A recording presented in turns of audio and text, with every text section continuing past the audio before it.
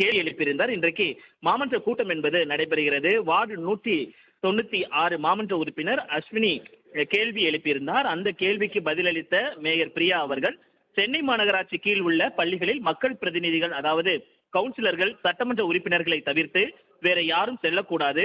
பெற்றோர்கள், ஆசிரியர்கள், மாணவர்கள் தான் உள்ளே செல்ல வேண்டும். முதலமைச்சர் புகைப்படத்தை பள்ளிகளில் மாட்ட வேண்டும் என்றால் தலைமை ஆசிரியரிடம் மட்டுமே வழங்க வேண்டும். அதை தவிர்த்து எந்த கட்சி நபர்களும் நேரடியாக வகுப்பறைக்கு சென்று முதலமைச்சர் புகைப்படத்தை மாட்டக்கூடாது என்ற எச்சரிக்கையை அவர் தெரிவித்திருக்கிறார்.